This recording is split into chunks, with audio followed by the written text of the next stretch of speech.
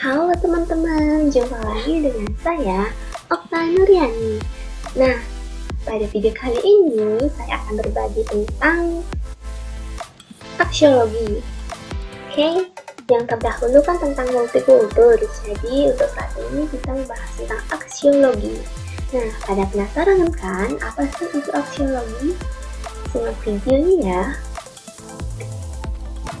Nah, aksiologi merupakan cabang dari ilmu filsafat, yang dimana filsafat ilmu ini terdiri dari 3, yaitu ontologi, epistemologi, dan aksiologi. Nah, pada video kali ini kita akan membahas tentang aksiologi. Nah, pada dasarnya aksiologi ini berasal dari 2 kata, yaitu aksios dan logos. Aksios itu artinya nilai, kemudian logos artinya ilmu. Jadi, aksiologi adalah salah satu cabang ilmu filsafat yang membahas tentang manfaat atau kegunaan dari ilmu pengetahuan. Kemudian, aksiologi ini dalam penerapannya terbagi menjadi 2, yaitu etika dan estetika. Nah, etika itu bagian dari tingkah laku atau perilakunya, kemudian estetika ini merupakan dari unsur keindahannya. Nah, menurut Sumantri, aksiologi, maaf di sini typo ya. Jadi teori nilai yang berkaitan dengan kegunaan dan pengetahuan yang diperoleh. Itu menurut Sumantri tentang aksiologi. Nah, penjelasannya hampir sama dengan pengertian di atasnya. Kemudian selanjutnya, nah dalam penerapannya aksiologi selalu dapat diterapkan dalam kehidupan sehari-hari. Seperti halnya aksiologi ini bisa diterapkan oleh manusia kapan dan dimanapun, baik itu dalam penerapan membuat kursi, kemudian dalam kehidupan beragama, bersosialisasi. Nah, ada salah satu contoh yang dapat saya ambil, yaitu menggunakan pakaian adat Bali ketika memasuki pura. Nah, dalam hal ini terdapat nilai-nilai yang terkandung dalam menggunakan pakaian adat Bali ketika memasuki pura. Yang pertama, yaitu nilai etika. Nah, nilai etika ini yang didapat yaitu tentang akan terlihat sopan, menghormati, kemudian menghargai adat yang berlaku atau awig-awig yang berlaku dalam daerah atau desa di Bali tersebut. Selain itu juga mencerminkan diri kita sendiri tentang bagaimana kita menghargai agama. Kemudian yang kedua itu ada nilai estetika.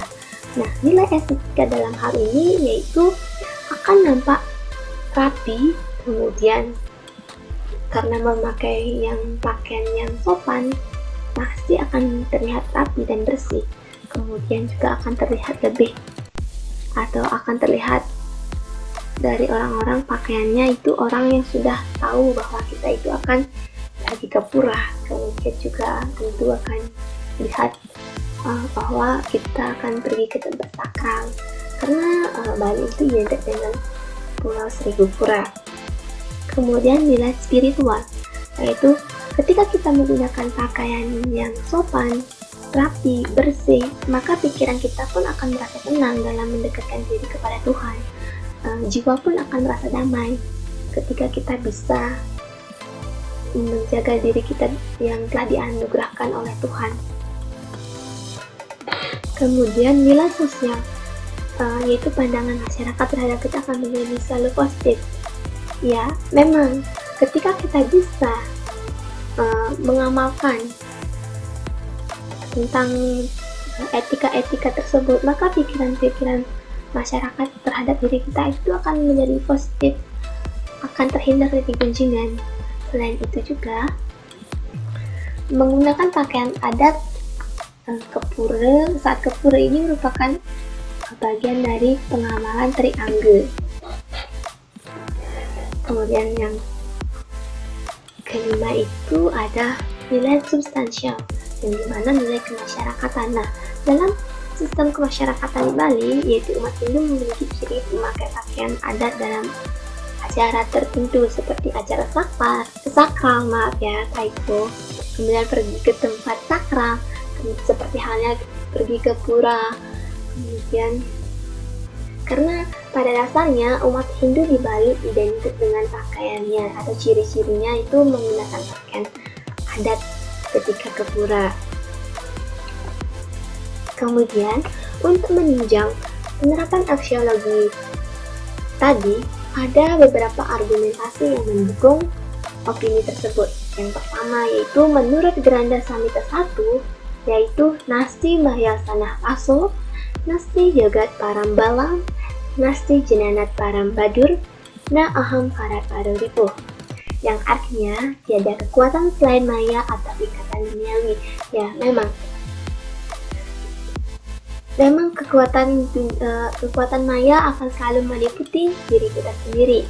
Seperti halnya ketika kita bisa mengikuti anjuran-anjuran, mengikuti peraturan-peraturan, maka akan menjadi kekuatan kita. Kemudian tiada kekuatan selain yoga, yang dimana dalam hal ini kita implementasikan, kita bisa mendekatkan diri kepada Tuhan melalui jalur sembahyang.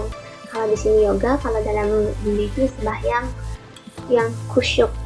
Kemudian yang ketiga, tiada kekuatan selain pengetahuan ya. Memang ketika kita sudah memiliki pengetahuan tentang ajaran-ajaran agama, seperti halnya hal-hal kecil itu tentang etika berpakaian adat Bali yang baik dan benar, yaitu sopan santun, itu akan menjadi kekuatan kita ke depannya dalam menjaga budaya kita. Kemudian tiada musuh selain ego. Memang ego ini menjadi musuh utama kita, namun ketika kita bisa mengendalikannya, kita bisa mengendalikan ego, maka ego akan menjadi teman kita. Seperti halnya ketika kita bisa tidak mengikuti tren-tren saat ini, yaitu menggunakan pakaian adat yang semakin nyeleneh atau yang memang sudah keluar dari fungsinya, maka kita sudah bisa mengendalikan ego kita. Seperti itu. Kemudian selanjutnya itu ada yang menurut pendapat dari para ahli, yaitu John Sinclair, yang dimana menjelaskan bahwa nilai merujuk pada pemikiran atau suatu sistem seperti politik, agama, sosial, budaya, yang dimana sistem mempunyai rancangan bagaimana pelaksanaan rancangan dan aturan sebagai suatu bentuk pengendalian terhadap satu institusi dapat terwujud.